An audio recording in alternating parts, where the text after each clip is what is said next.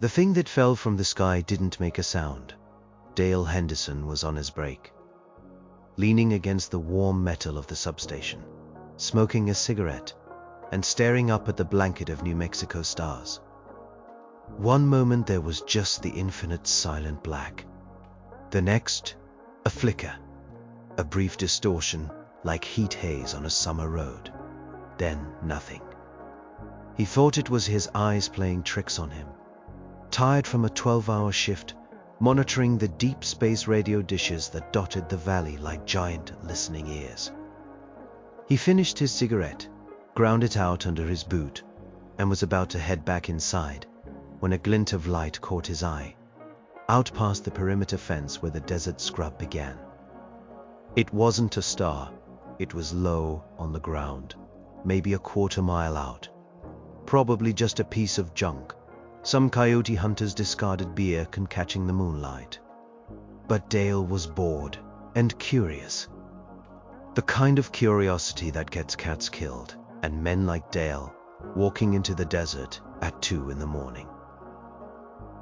The object was a pod, small and teardrop-shaped, made of a material that was not quite metal and not quite stone.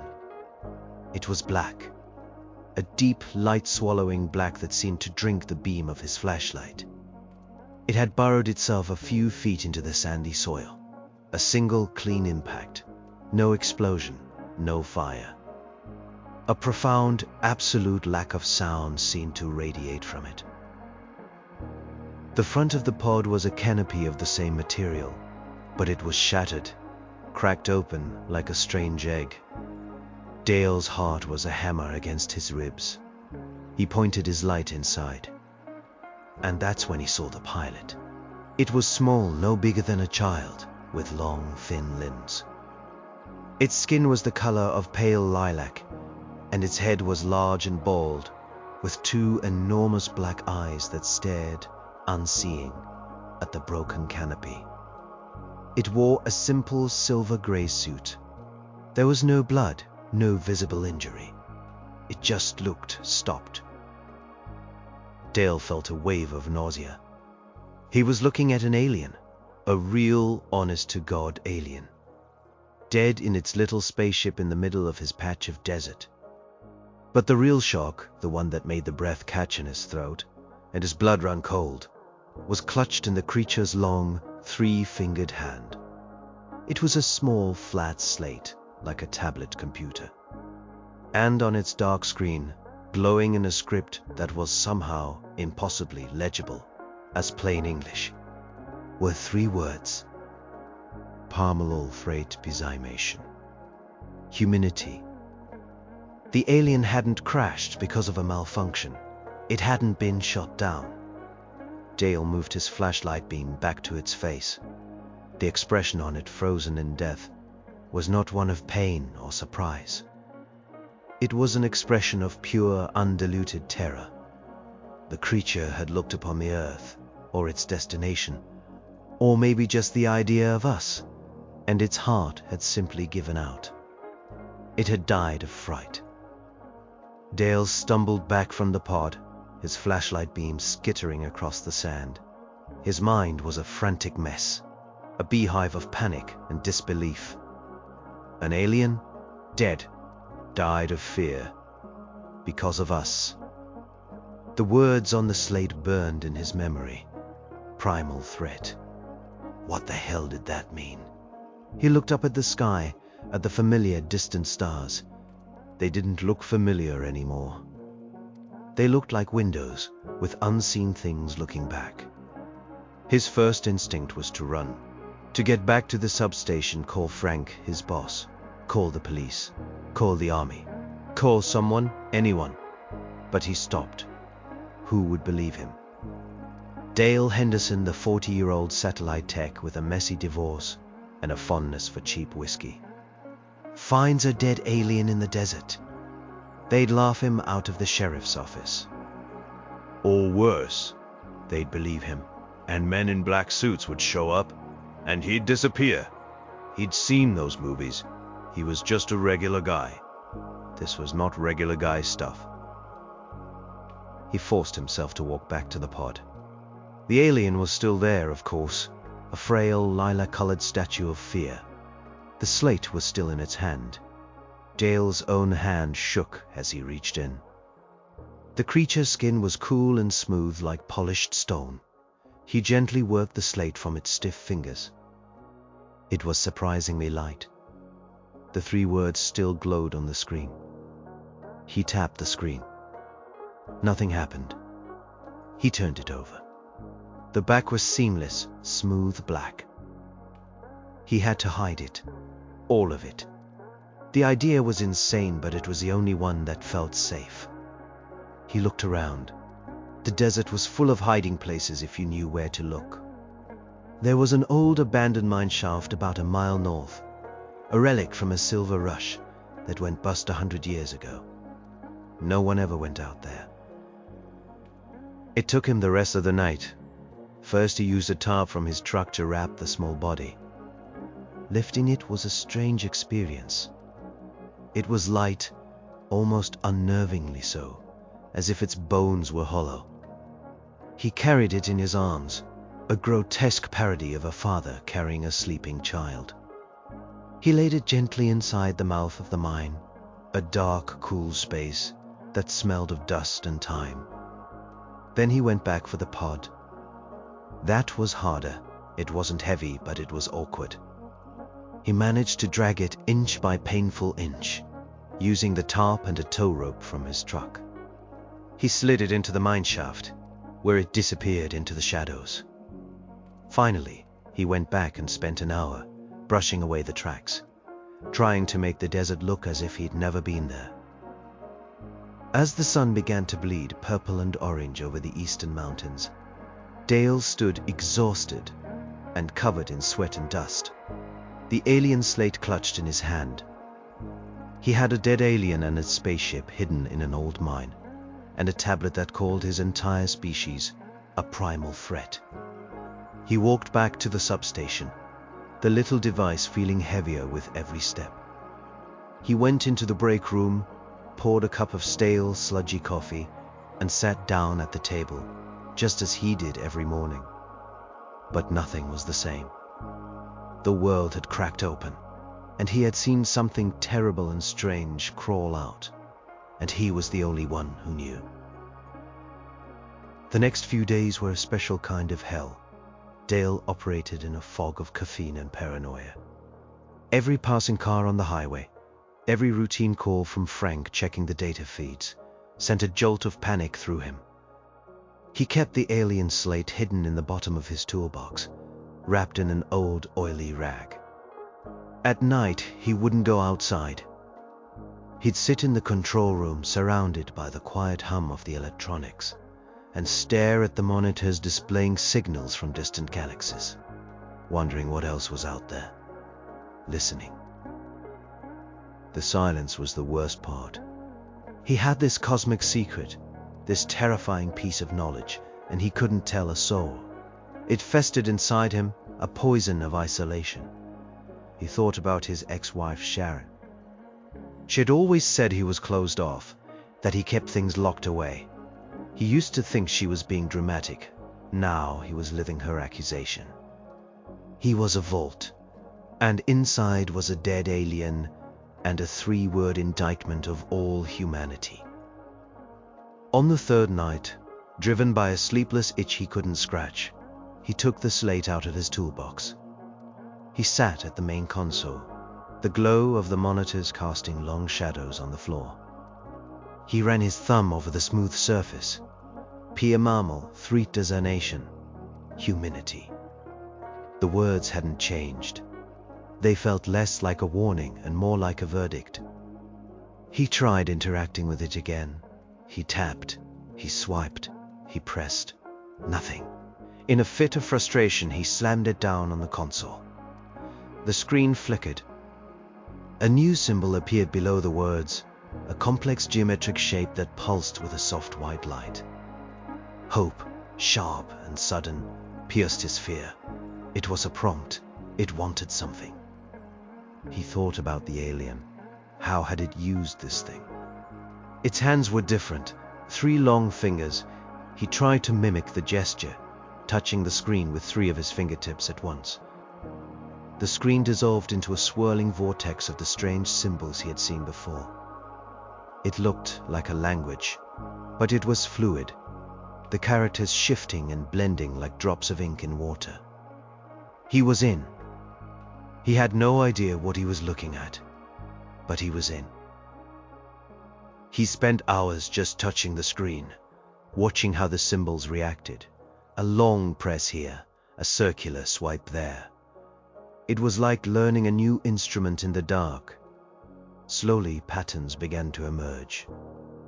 He figured out how to navigate back to the main screen. He found what looked like a file system, organized not by folders but by concentric rings of symbols. It was beautiful and completely alien. He finally managed to open one of the files. It wasn't text. An image bloomed on the screen. It was a city. The buildings were tall and slender, spiraling towards the sky with 2 suns. The architecture was organic, flowing like coral reefs or wasp nests grown to impossible sizes. Graceful, silent ships moved between the spires. There were beings in the streets, the same lilac-skinned creatures, walking with a slow, deliberate grace. There was no noise, no chaos, just a profound sense of peace. It was a world of serene order. Dale stared at the image, his heart aching.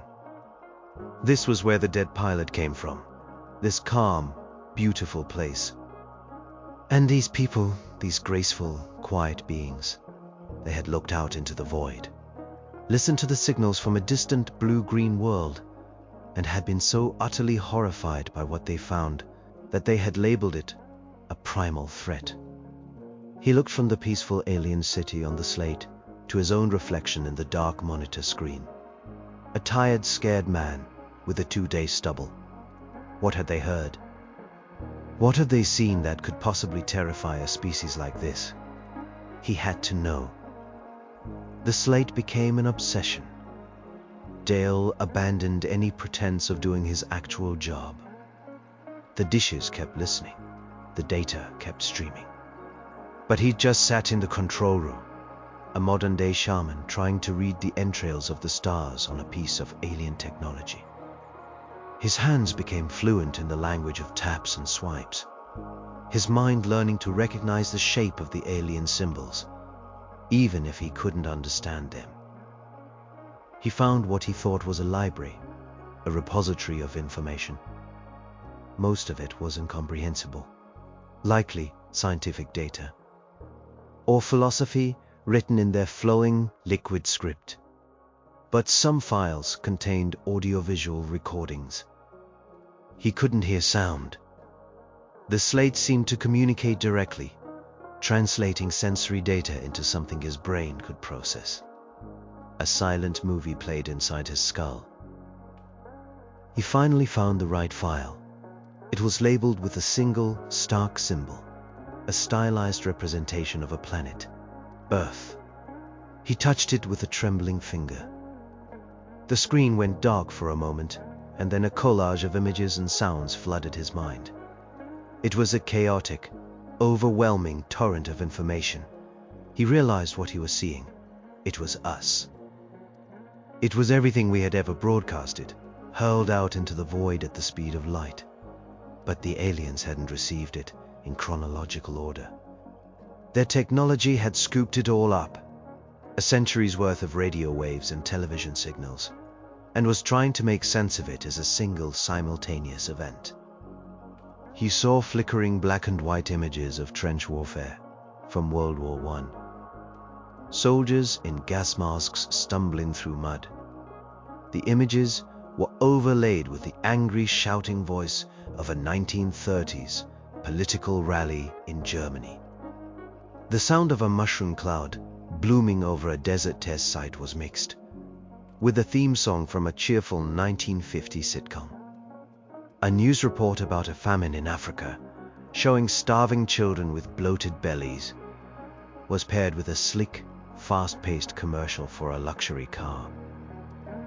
It was a nightmare symphony of human contradiction.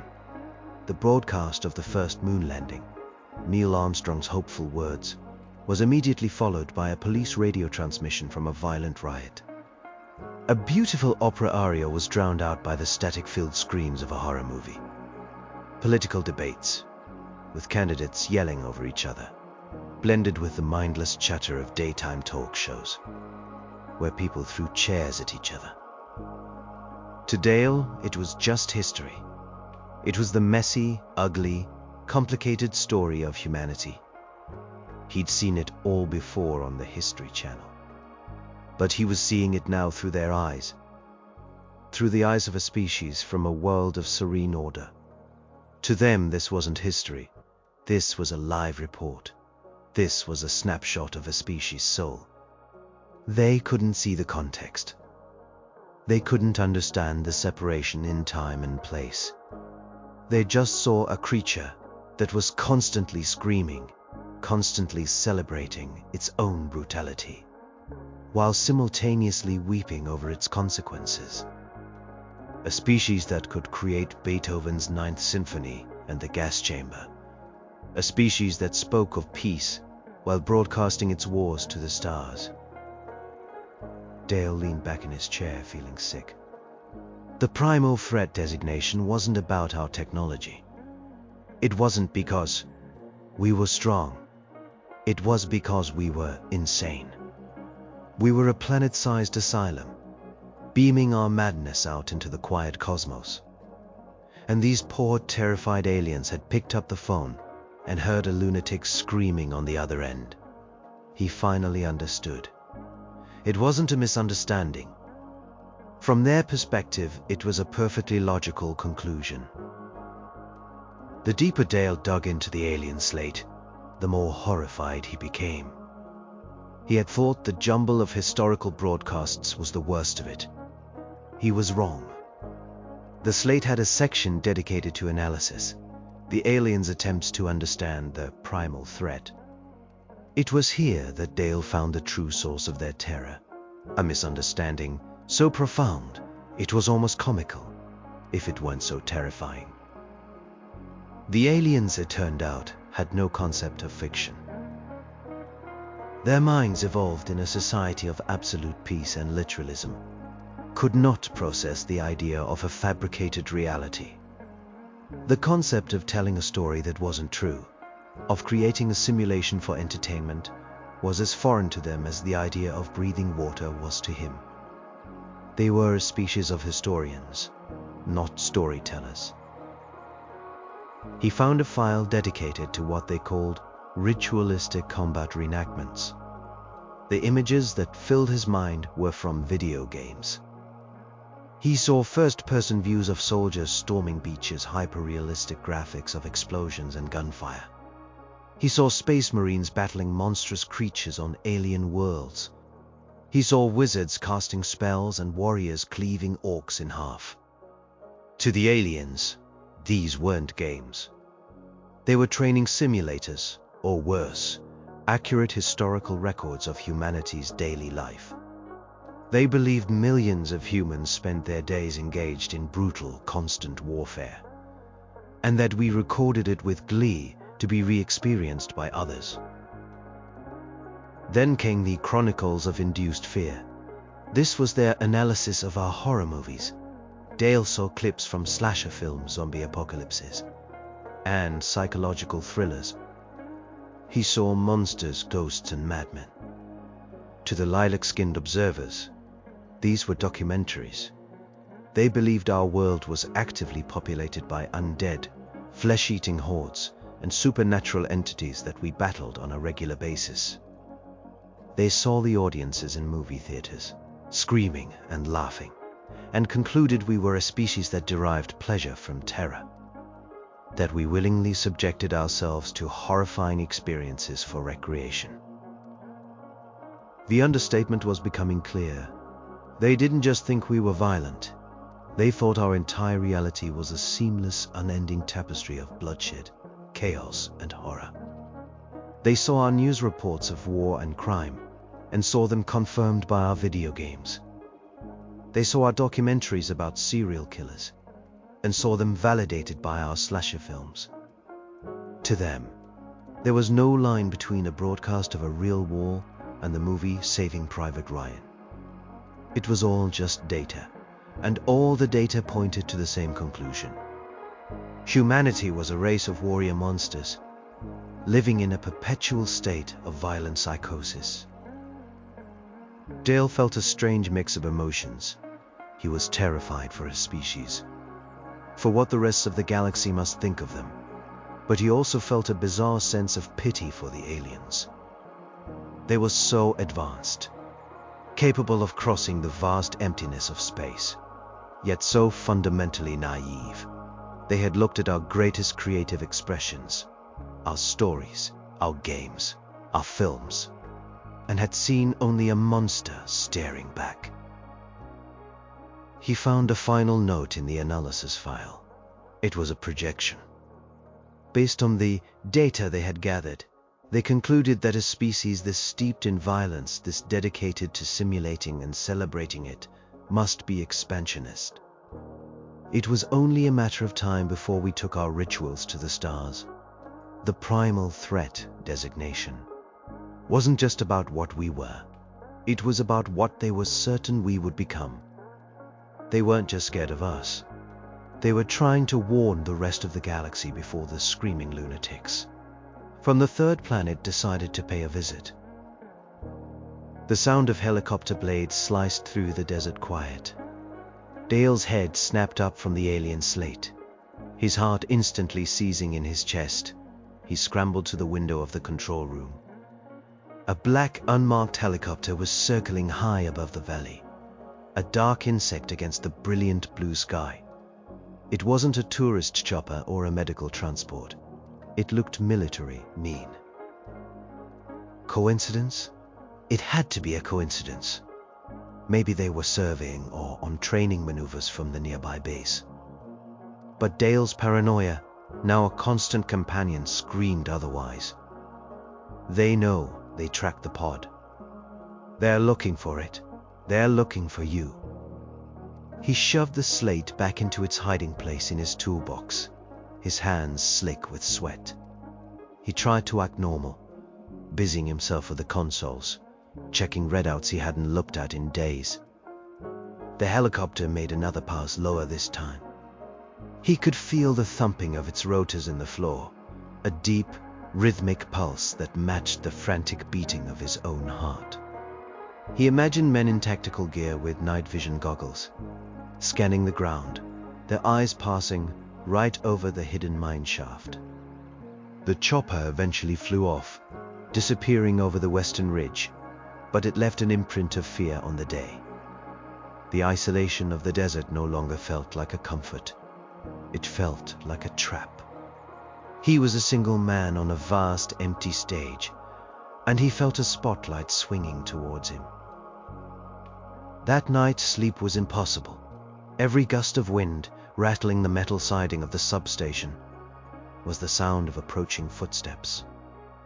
Every crackle of the radio was a coded message about him. He was coming apart. He paced the control room like a caged animal, the alien slate clutched in his hand. He had to know more. He had to understand what they were planning. Was it just a warning? Or was it a prelude to something else? An attack? A preemptive strike against the mad dogs of Earth? He plunged back into the slate's library. His search more frantic now. He bypassed the files on humanity and dug deeper into their own culture, their own science.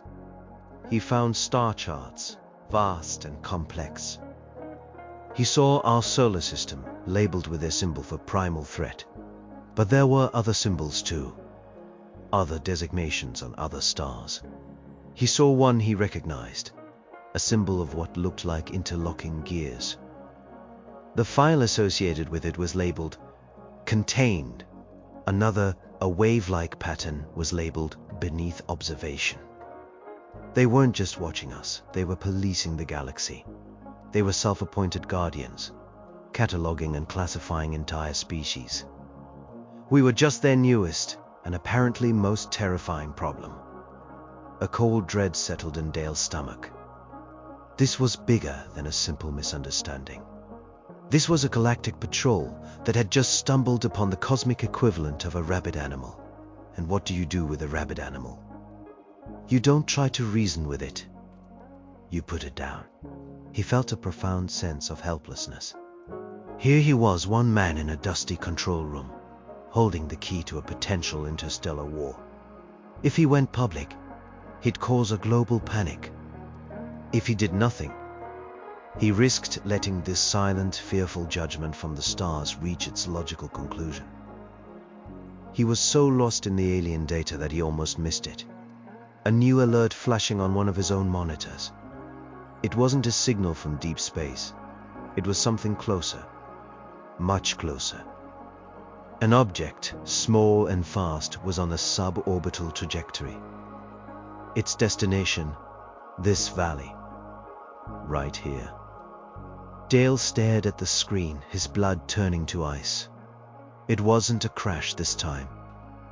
The trajectory was controlled, deliberate. They were coming back. Dale stood outside the substation, the cool night air, doing nothing to calm the fire in his veins. He watched the sky, his eyes locked on the spot where the monitors told him it would appear. The alien slate was in his jacket pocket, a cold, heavy weight against his ribs. He didn't know if they were coming to talk or to exterminate the local wildlife, starting with him. He was just the guy who happened to be standing at ground zero. A light appeared, a soft, pulsating blue dot that grew steadily brighter. It descended without a sound, a falling star that had forgotten how to burn. It wasn't a pod like the first one. This was a probe, a sphere of the same black seamless material, about the size of a beach ball. It hovered 50 feet above the desert floor, its blue light bathing the scrub and sand in an ethereal glow. Dale didn't move. He just watched, his breath held tight in his chest. The sphere emitted a low hum, a sound that seemed to vibrate inside his skull rather than his ears. A beam of light, thicker than the ones that held it aloft, shot down from the sphere and hit the ground. It wasn't a laser, not a weapon. The light coalesced, shimmered, and then solidified. It was a hologram. Standing in the blue light was one of the aliens. It was taller than the one in the pod, its limbs even longer and more willowy. It wore the same simple, silver-gray suit. Its large, black eyes, which Dale had only seen in death, were now fixed on him. They held a universe of caution and a deep, unnerving intelligence. The hologram was perfect, detailed down to the slight shimmering texture of its lilac skin. It was so real, Dale had to fight the urge to take a step back. It raised one of its long, three-fingered hands, not in a threat, but in a gesture of stillness, of peace. Then a voice spoke. It wasn't a voice in the air. Like the hum, it was inside his head, a calm, genderless voice speaking perfect, if slightly stilted, English. You are the custodian of this place, the one who found our fallen messenger. Dale's heart hammered. They knew. They had seen him, watched him hide the body and the ship. The paranoia hadn't been paranoia at all. It had been an accurate assessment of the situation. He could only nod, his throat too dry to form words. We are the observers, the voice continued, smooth and unnervingly calm. We have studied your world's emanations for 100 of your years. Our analysis has concluded that your species represents a chaotic anomaly, a primal threat to galactic stability.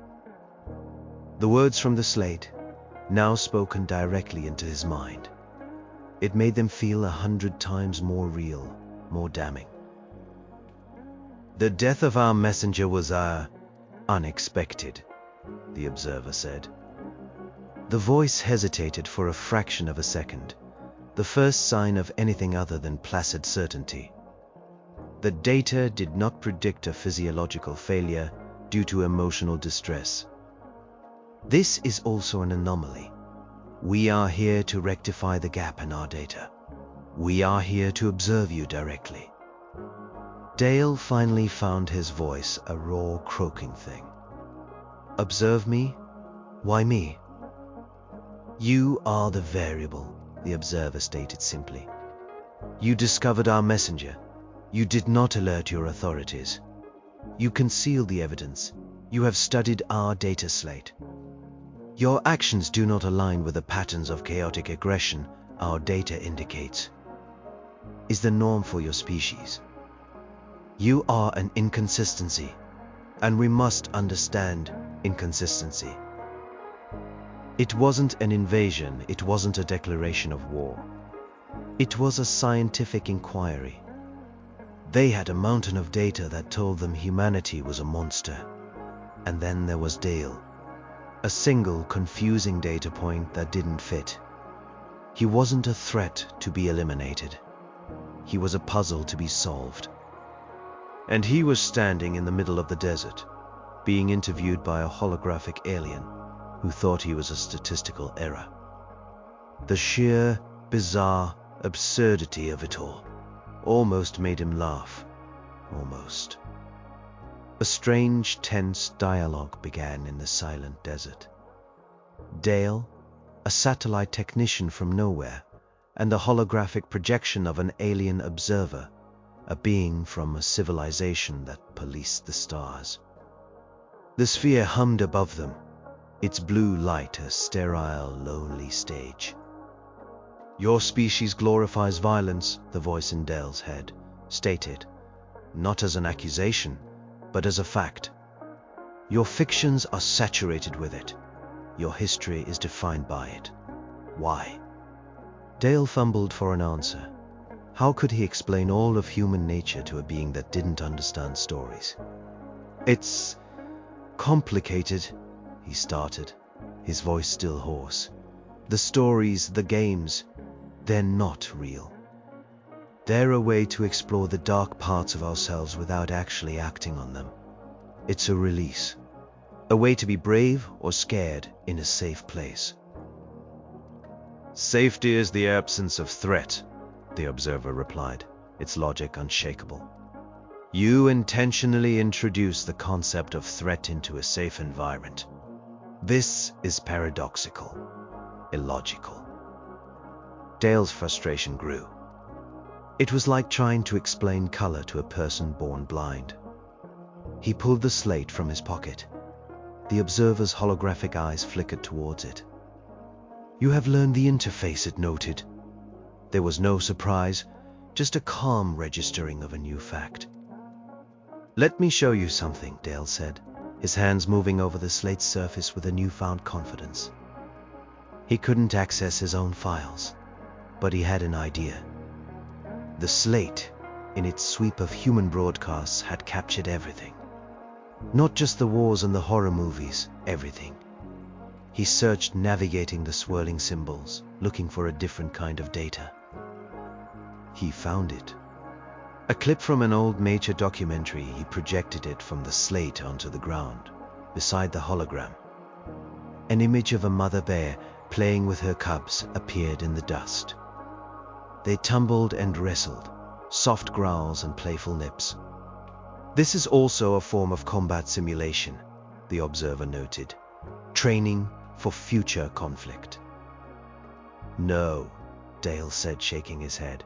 It's play. Here is no intent to harm. It's for fun, for bonding. He switched the image. It was a concert. A full orchestra playing a soaring, beautiful piece of classical music. Thousands of humans sat in rapt silence, their faces filled with emotion. And this? Is this a prelude to a riot? The observer was silent for a long moment.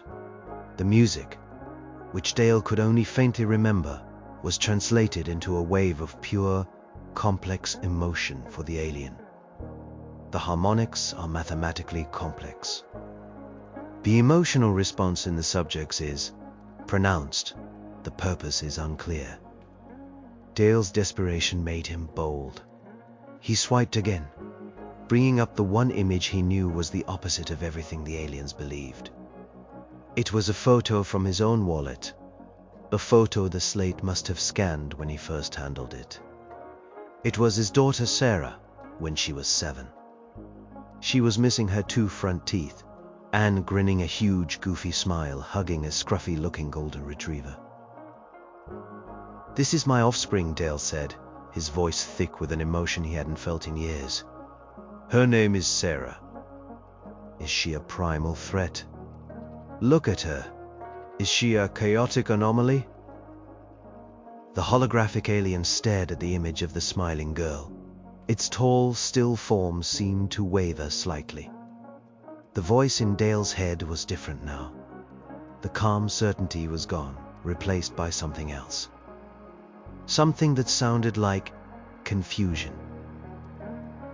"The data is incomplete," the observer said.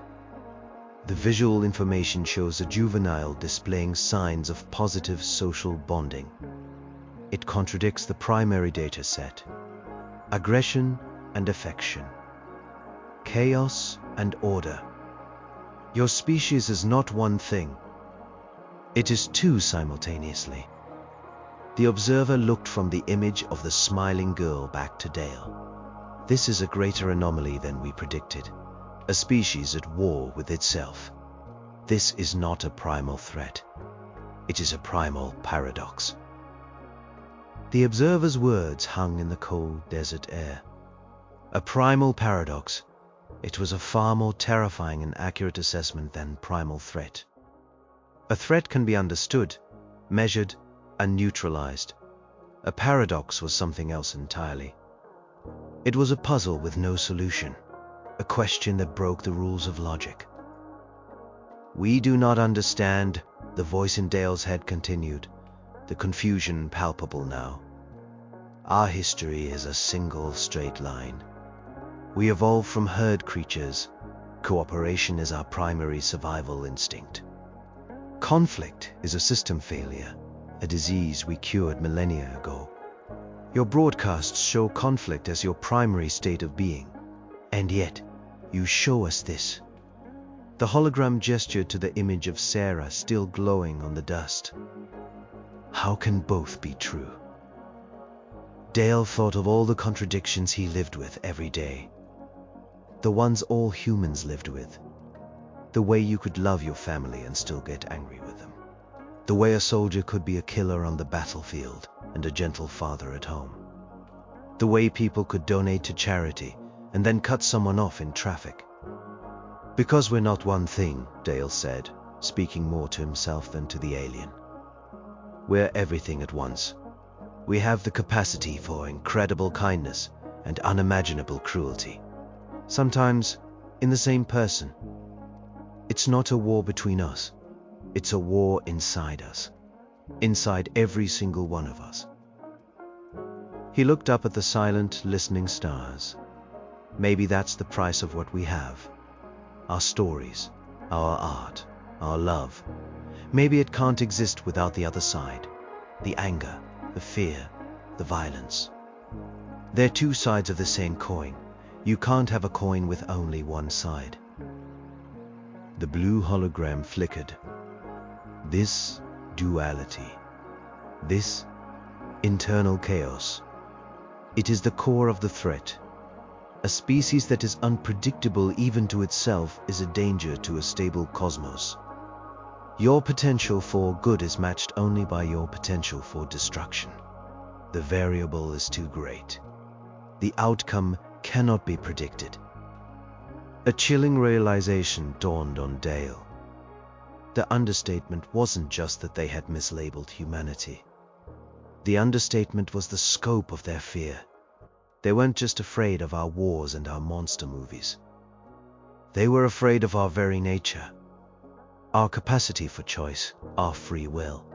A species that could produce both a Mother Teresa and a Hitler was, to a race of logical, peaceful beings, the ultimate horror.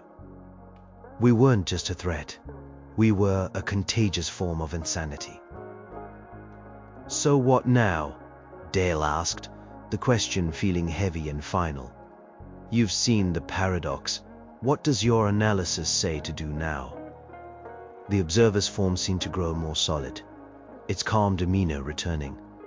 But it was a different kind of calm now. It was the calm of a decision reached. The original protocol for a Class -7 primal threat, which your species was designated, is containment, isolation of the home world, a galactic quarantine, a do not disturb sign on a cosmic scale. Dale felt a small measure of relief. Quarantine was better than extermination. However, the observer continued, and the relief vanished. Your species is not a Class -7. The paradox you represent is unprecedented. A quarantine is insufficient for a species that broadcasts its internal chaos into the void. Your ideas, your fictions, your philosophies, they are as potentially disruptive as your physical expansion. The hologram raised its head and looked towards the distant lights of the highway. Your world is beginning to notice our presence here. Your own authorities are approaching. A decision must be made. The voice in his head was cold, final, and utterly terrifying. The new protocol is simple. The paradox must be resolved. We cannot allow it to spread. The most logical solution is to simplify the equation, to remove the variable, all of it. Simplifying the equation, removing the variable. It was the calm, clinical language of a scientist planning to sterilize a petri dish. Dale finally understood the true meaning of the understatement. They hadn't just called humanity a primal threat. They had called it a problem, and they were here to solve it. Headlights appeared in the distance, bouncing along the rough access road that led to the substation. A convoy. Dale could see the flashing red and blue lights of police cruisers escorting a pair of heavy, dark military vehicles. Frank must have finally gotten worried about his silent, absent employee and called the sheriff, who in turn must have called someone with a much higher pay grade once they saw the strange, hovering light in the sky. The cavalry was here, and it was the worst possible thing that could happen. "They will be aggressive," the observer stated, its voice a flat line in Dale's mind. "It is their nature. They will perceive us as a threat and react according to their protocols. This will confirm our primary data set. The paradox will be resolved in favor of chaos, and our response will be final." Dale's mind raced. He saw it all play out. Soldiers piling out of trucks, guns raised, shouted warnings, a nervous trigger finger. And then, an answer from the silent sphere above. An answer that would not be a light show. It would be an ending. He looked at the holographic alien, a being of immense power and intellect, trapped by its own logic. He looked at the approaching lights, representing all of humanity's fearful, violent, well-intentioned stupidity. He was standing in the middle, the only bridge between a foregone conclusion and a slim, impossible chance. "Wait," Dale said, his voice surprisingly firm. He took a step forward, placing himself directly between the hologram and the approaching convoy. "You are wrong. You say you need to understand the inconsistency. This is your chance. Don't look at them, look at me." The truck screeched to a halt 100 yards away. Doors slammed. Figures in uniform began to spread out, taking cover behind their vehicles. An amplified voice boomed across the desert. "Unidentified craft. You are in restricted airspace. Identify yourself immediately." Dale ignored them. He fumbled with the alien slate, his hands shaking but his purpose clear. He didn't project an image of a bear or a concert. He turned the slate's projector around, aiming it at his own face. A larger-than-life, grainy image of his own terrified, determined expression appeared in the air next to the observer's hologram. "This is fear," Dale said, his voice cracking, speaking to the alien in his mind and the soldiers on the road. "I am scared to death right now. You see it? This is what your first messenger felt." He then projected the live feed from one of the substation's security cameras. It showed the soldiers, their faces tight, their rifles pointed at the glowing sphere. They're scared too. They don't know what you are. They're just like you. When you don't understand something, you get scared. And when you get scared, you get aggressive. That's not a paradox. That's just being alive. He took a deep breath. "You said you needed to resolve the paradox. But what if you are wrong? What if the answer isn't to pick a side, good or evil, chaos or order? What if the answer is just to accept that both exist? To choose to focus on one, even when the other is screaming in your ear?" Dale dropped the slate. He held up his empty hands, a gesture of surrender and peace understood across any species. He started walking slowly out of the blue light and towards the line of soldiers. "My name is Dale Henderson," he shouted, his voice raw. "I work here. That thing. It's not hostile. We're just talking." The observer's hologram stood motionless. The sphere above was silent. The soldiers held their fire, confused by the unarmed man walking towards them. For a long, breathless moment, the entire world seemed to hold its breath. Then the blue light from the sphere winked out. The hologram vanished. The low hum in Dale's skull ceased. The sphere, now just a black ball against the stars, silently ascended, accelerating at an impossible speed until it was gone. Dale stopped, blinking in the sudden darkness, lit only by the headlights of the military trucks. His heart was still pounding, but a strange calm washed over him. He was in a world of trouble. Men in uniforms were about to descend on him.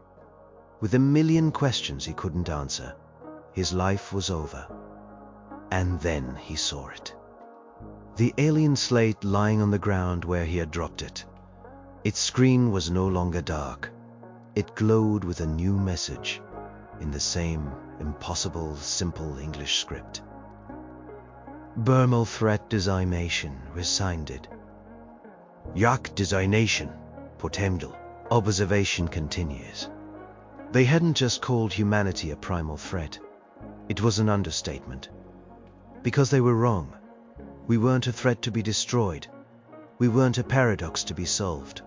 We were a lesson to be learned. A lesson in contradiction, in fear, and in hope. And our education of the galaxy, and its education of us, had only just begun.